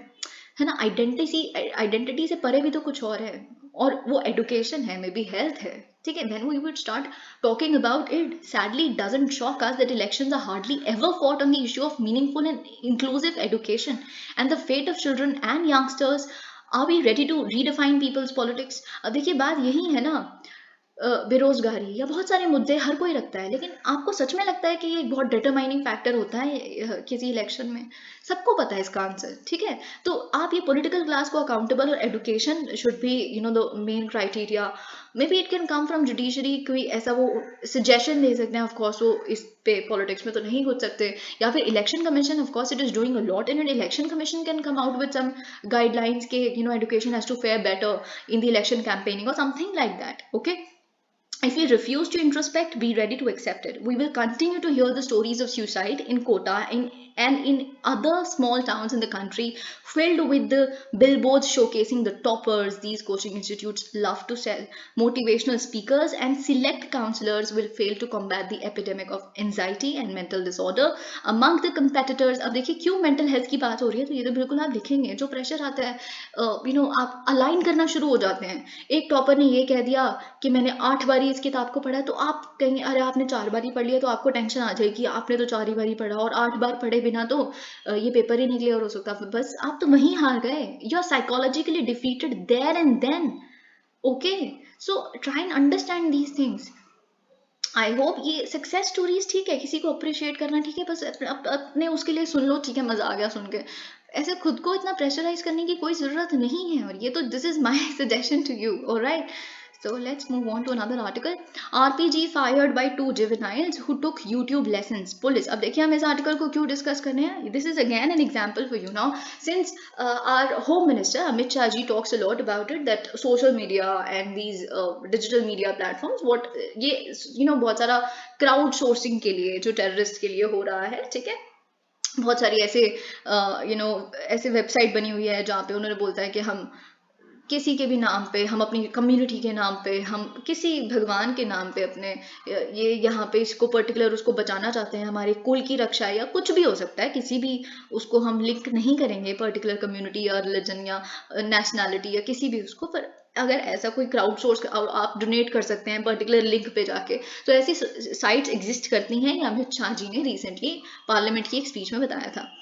अब एक और चीज जो जैसे कि हम कल डिस्कस कर रहे थे कि कैसे Amazon और फ्लिपकार्ट को नोटिस इशू किए गए हैं, क्योंकि इतने खुलेआम जब एसेट कोई आपसे खरीद सकता है, ठीक है। तो मैंने आपको बताया था कि एक इशू जो है डिजिटल मीडिया के साथ साथ वो ये है empathising the digital media, making it ethical, making it law bound, making it accountable, ये चीज भी आती है साथ में। तो अब टेररिज्म का और सोशल मीडिया का क्या लिंक है, आप बिल्कुल आप एक एग्जाम्पल में इंटरनल सिक्योरिटी के आंसर में आप लिखिए इसे, और आप क्या लिखेंगे कि YouTube पे लेसन देख के इन्होंने ये जो ग्रेनेड फेंकी, रॉकेट प्रोपेल्ड ग्रेनेड, जो तरण तारण पे बेसिकली जो सरहाली पुलिस स्टेशन पे हुआ है अभी खालिस्तानी अटैक, जिसमें अब ये पता चल गया है कि पाकिस्तान का इंटर सर्विसेज इंटेलिजेंस ने इसको इनके बिहेस्ट पे से कैरी आउट किया गया है, and it was masterminded by Canada based wanted gangster Lakhbir Singh. तो अब जब ये चीज पता चल गई है कि यूट्यूब पे वो कोई प्रोफेशनल, उनको कोई ट्रेनिंग नहीं थी, कोई फिजिकल ट्रेनिंग उन्होंने ये आरपीजी को अटैक करने की नहीं ली है, बल्कि उन्होंने यूट्यूब से सीख सीख के ऐसा किया है ना। तो आप समझ सकते हैं what is the link between social media and terrorism, okay, and Khalistani issue, as you very well know, I have reiterated it many a times, it is an important issue for you, okay. तो जैसे Canada की हमने कल Indo Pacific policy को discuss किया, so now if Canada wants it's strategic security and all of that, of course, तो आप कह रहे हैं कि भारत को हम सेंट्रलिटी पे रखते हैं, अपने इंडो पैसिफिक पॉलिसी की, तो आप सेंट्रलिटी पे लिखते हैं, तो हमारे भी तो सिक्योरिटी के कंसर्न्स हैं, आप उनको कब हीड करना शुरू करेंगे? सब अपनी सिक्योरिटी को सेंट्रलिटी पे रखते हैं। श्रीलंका के अपने कंसर्न्स हैं, आपने लोन लिया हुआ है, आप डेट ट्रैप डिप्लोमेसी में फंसे हुए हैं चाइना की, तो आपके कंसर्न्स हैं, ठीक है। भारत इतने सालों से समझता आ रहा है, आज भी समझ रहे हैं, हम चुप हो जाते हैं, पर हमारे सिक्योरिटी कंसर्न्स नहीं है। युआन वांग 5 जो चाइनीज की एक सर्वेलेंस वेसल है, वो हमारे इंडियन वाटर की इतनी विसिनिटी में आ गई है, आ जाती है दूसरी बारी, अभी री एंटर कर रही है, कि वो हमारे मिलिट्री स्ट्रैटेजी सब कुछ सर्वे कर सकती है। Isn't that our concern? क्यों हमारे नेबर्स हमारे कंसर्न को, या कोई हमसे अगर एक्सपेक्ट कर रहा है तो हमारे कंसर्न को क्यों नहीं अकोमोडेट करता? तो ये चीज basically is the point I'm trying to make here. Twitter suspends journalist who wrote about Musk. Now, what is it? यहाँ पे मुझे आपको सबसे पहले बताना है कि एक टर्म होती है since a lot about social media, Twitter, ये सब कुछ बहुत हुआ है इस साल में. तो what is doxing?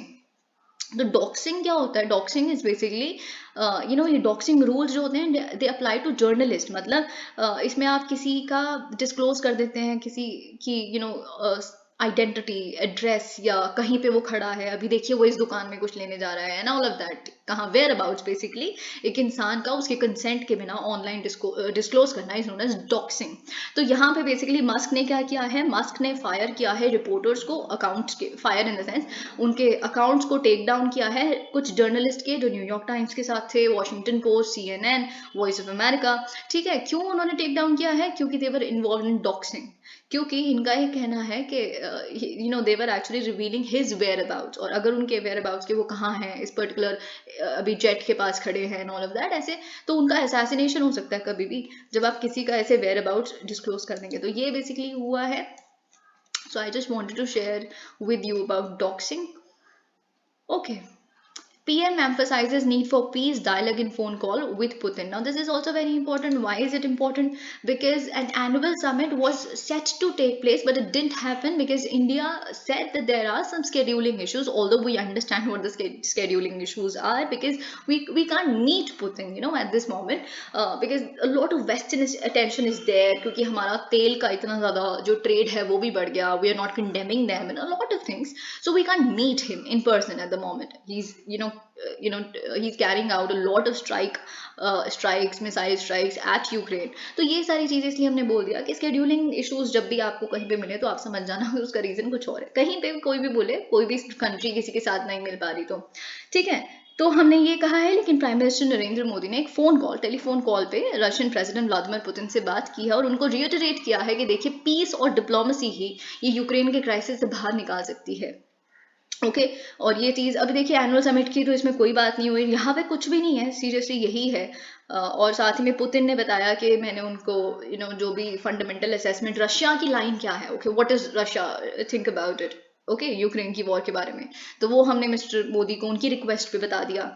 और ये सारी चीज़ें mutual investment, energy corporation, agriculture, transport, logistics की भी बात हुई है. साथ ही में क्योंकि भारत अब G20 और शंघाई कॉर्पोरेशन ऑर्गेनाइजेशन की भी प्रेसिडेंसी लेने वाला है, तो थोड़ी सी हमने उसके बारे में बात की. China is expanding model villages in strategic areas. What is this? Now China, Xiaokang आप जानते होंगे. साओकांग इज बेसिकली चाइना का एक विजन है, मॉडरेटली प्रॉस्पेरस. वो चाइना को ऐसा ही बनाना चाहते हैं. छोटे छोटे जो विलेजेस हैं they should be moderately prosperous. अभी जो मॉडरेटली प्रॉस्पेरस विलेजेस हैं वो चाइना कहाँ सेटअप कर रहा है? लाइन ऑफ एक्चुअल कंट्रोल के बिल्कुल पास, उत्तराखंड के पास, सिक्किम, अरुणाचल प्रदेश, ठीक है. साथ ही में जो चुम्बी वैली है बेसिकली जो काफी पास पड़ती है सिलीगुड़ी कॉरिडोर के, वहां पे भी इन्होंने अपने विलेजेस सेटअप करने शुरू कर दिए. जैसे कि मैंने आपको कल बताया था, अब ये विलेजेस बहुत छोटे छोटे से हैं, ये देर लाइक एक फुटबॉल ग्राउंड के जितने छोटे. बस ऐसे हरास करना है ना साइकोलॉजिकली भारत को, और साथ ही में हरास भी क्या करना है. यहाँ पे अब आपको एक और चीज पता चलेगी कि एक हमारे फॉर्मर, आई थिंक, हाँ, लेफ्टिनेंट जनरल जो रिटायर्ड हैं, राकेश शर्मा जी, उन्होंने ट्विटर पे लिखा कि एक साओकांग विलेज था बेसिकली यांगसे के पास, जहाँ पे अभी तवांग सेक्टर में जो अटैक हुआ है. तो ऐसे 628 विलेजेस ऑलरेडी हैं ऑल अलोंग द LAC. तो इन विलेजेस को बेसिकली क्या स्टेजिंग एरियाज की तरह यूज किया जा रहा है, क्योंकि इट बिकम्स ईजियर. ओके, आप अटैक्स कैरी आउट कर सकते हैं, यहाँ से सप्लाई इजीली हो सकती है, तो जानबूझ के यहाँ पे विलेजेस सेट किए गए हैं. तो ये सारी चीजें बेसिकली आर इमर्जिंग फ्रॉम. अब कांगड़ा के बारे में तो आप जानते ही हैं. तो ये सारी चीजें, supreme court exist to protect personal liberty and rights. अब देखिए जैसा कि अभी हमने देखा कि सुप्रीम कोर्ट हर केस तो नहीं इतना एक्सेसिबल बनाना चाहिए, पर हर केस जो फंडामेंटल राइट्स और सिविल लिबर्टी के बारे में है वो सुप्रीम कोर्ट उसके लिए चाहे छोटा से छोटा केस क्योंकि छोटे से छोटे केस में भी सुप्रीम कोर्ट एक बहुत बड़ा रूल एस्टैब्लिश कर देती है फंडामेंटल राइट और सिविल लिबर्टी के ऊपर. तो यही chief justice of India DY Chandrachud ji ने बेसिकली मेंशन किया है दैट सुप्रीम कोर्ट एग्जिस्ट. हम बैठे क्यों हैं? We are here to hear every cry for personal liberty and fundamental rights. The main purpose of the court is to exercise is the exercise of its jurisdiction. What is Supreme Court? This was also a question in prelims, I think, एक बार कि who is the protector of fundamental rights और interpretation of constitutional fundamental rights, है ना, ऐसा कुछ question था. तो उसके ऑप्शन थे और एक ऑप्शन था सुप्रीम कोर्ट और वही आंसर था. तो जब वही आंसर है तो आंसर यहाँ भी तो वही है कि सुप्रीम कोर्ट बैठा ही इसीलिए है that they are the protector of fundamental rights to life and personal liberty inhering in every citizen. और यही इन्होंने कहा है. Okay, there is nothing much यार. अब ये केस इंपॉर्टेंट नहीं है, ये एक ऐसा केस है, मैं आपको बता देती हूँ, कि इंसान है जिनके पास एक इलेक्ट्रिसिटी चुराने का छोटा सा उनके ऊपर, छोटा सा तो नहीं, खैर केस है इलेक्ट्रिसिटी चुराने का. अब ऐसे 9 केसेस में उनको कन्विक्ट कर दिया गया. अब हर केस में बेसिकली 2 साल की सजा मिल रही है. तो 2 साल, 9 केसेस 2 साल की सजा इकट्ठे काटी जानी चाहिए ना. अब 9 केस के 2 साल 2 साल 2 साल 2 साल एक एक करके होगा, अगर कंसेक्यूटिवली अगर ऐसे होगा तो 18 साल हो गए. तो इसीलिए उन्होंने बोला कि नहीं, एक ही साथ होगा, कॉन्करेंटली होगा. ऐसा नहीं कि 18 साल की इलेक्ट्रिसिटी थेफ्ट में सजा मिल जाएगी. ये चीफ जस्टिस ऑफ इंडिया ने बोला है. Now nothing much. हिमाचल में की जो हट्टी कम्युनिटी है उनको एसटी लिस्ट में इंक्लूड कर दिया गया है. पॉलिटिकल पार्टी उनकी ये एक प्रॉमिस था. तो इसीलिए बस एक ये, अगर आपको कल को ट्राइब्स के बारे में आ जाए तो उनकी लोकेशन, तो Hatti community belongs to Himachal Pradesh, you must know this. Gujarat, AP and Himachal to have bulk drug parks. Now this is important because India aspires to become a pharmaceutical hub of this country.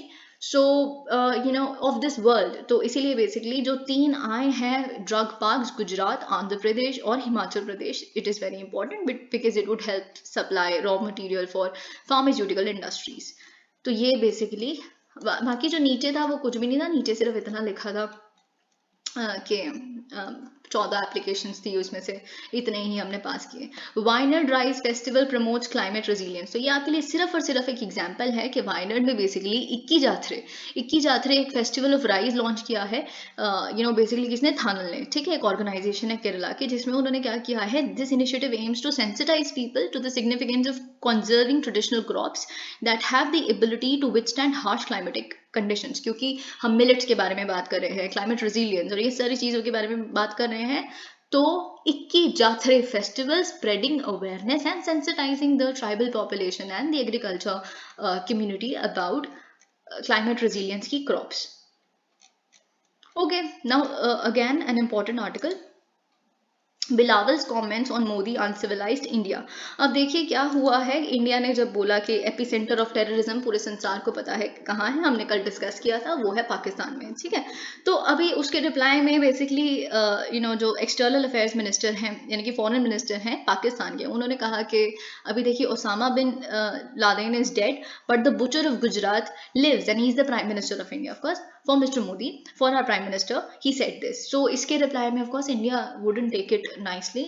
Nobody can take it nicely as far as India as a government is concerned. Okay, तो यही चीज़ basically यहाँ पे हुई है और India ने काफ़ी रिबफ किया है और बोला है कि ये एक अनसिविलाइज्ड आउटबर्स्ट है पाकिस्तान, और ये पाकिस्तान की मेंटालिटी के बारे में बताता है. ये पूरे संसार के लिए लो है, इवन पाकिस्तान के खुद के लिए एक लो है.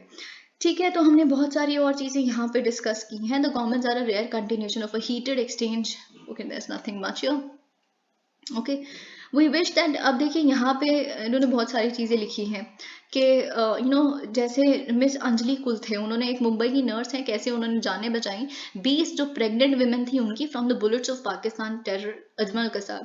तो इनके बारे में ये चीज़ लिखी है. और पाकिस्तान, भारत का ये कहना है कि आप बस ये चीज़ उन्होंने मेंशन की, इसको ब्रेन वॉश करने के लिए, वाइट वॉश करने के लिए पूरी इंटरनेशनल कम्युनिटी के दिमाग से ये पूरा इंसिडेंट को आप ऐसे मिस्टर मोदी के बारे में बोल रहे हैं. और यही सारी चीज़ें यहाँ पे लिखी हैं. अब नीतीश कुमार जी ने कहा है कि जो अल्कोहल पिएगा उसके साथ यही होगा. तो मैं कोई कॉम्पनसेशन, मेरे दिल में कोई एम्पैथी नहीं है जो अल्कोहल पीता है और उनकी जान चली जाती है उनके लिए. Okay, thank you so much. Please like the video.